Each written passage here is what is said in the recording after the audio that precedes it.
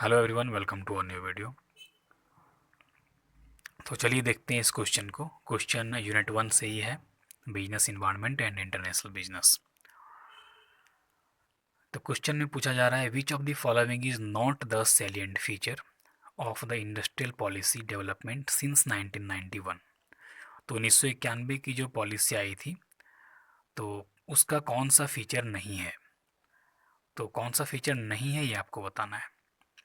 Option है option number A, the scope of the private sector has been enormously expanded. Private sector के scope को काफ़ी बढ़ा दिया गया।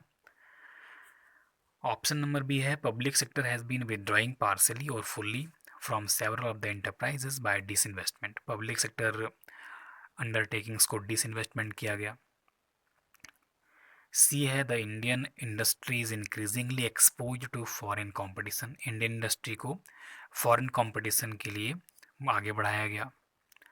और ऑप्शन नंबर डी है, monopoly or dominant position for the public sector in most of the industries and control of the commanding heights of the economy by the public sector। तो public sector को dominant position दे दिया गया और monopoly की तरह कार्य करने लगी पब्लिक सेक्टर, पूरी इकोनॉमी को कंट्रोल करने लगी। क्या इसका आंसर होना चाहिए? तो सबसे पहले हम लोग देख लेते हैं 1991 की पॉलिसी क्या थी और उसके क्या फीचर्स थे, फिर इस क्वेश्चन का आंसर करेंगे।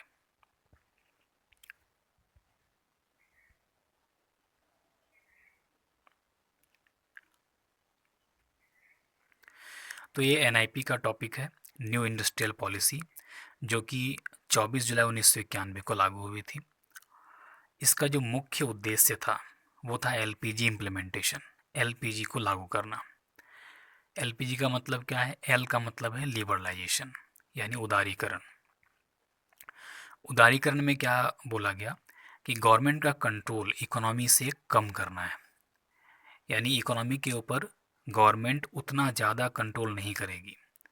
इंडस्ट्रियल लाइसेंसिंग जो थी, हर इंडस्ट्री में लाइसेंस लेकर क्या बिजनेस कर सकते हैं, उस चीज़ को कम करना है।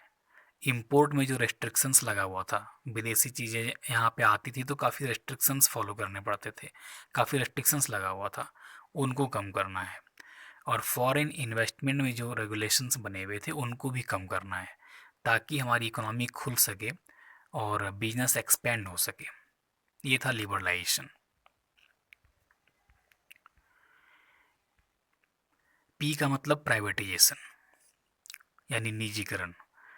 तो प्राइवेट सेक्टर को एनकरेज करना है ताकि वो ज़्यादा से ज़्यादा रोल निभा सके इस अर्थव्यवस्था में।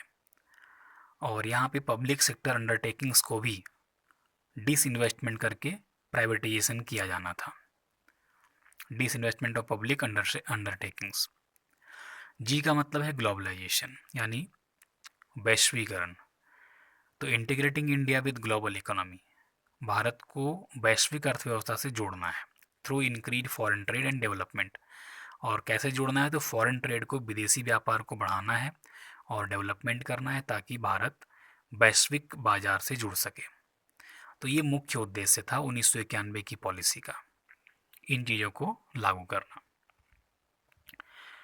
ये पॉलिसी जब आई थी तो उस वक्त प्राइम मिनिस्टर थे पीवी नरसिम्हा राव और फाइनेंस मिनिस्टर थे डॉक्टर मनमोहन सिंह। तो फाइनेंस मिनिस्टर जो थे उन्हीं को इसका क्रेडिट दिया गया और काफ़ी तारीफ हुई थी मनमोहन सिंह जी की, और काफ़ी चर्चा में रही थी पॉलिसी, और काफ़ी फ़ायदा भी देखने को मिला, अपने इकोनॉमी में काफ़ी ग्रोथ भी देखने को मिला। तो ये थी 1991 की पॉलिसी और इसकी विशेषताएं। अब हम लोग इस क्वेश्चन को देखते हैं। यहाँ पे पूछा गया है कि कौन सी विशेषता नहीं है। तो ऑप्शन नंबर ए है, scope of private sector has been enormously expanded.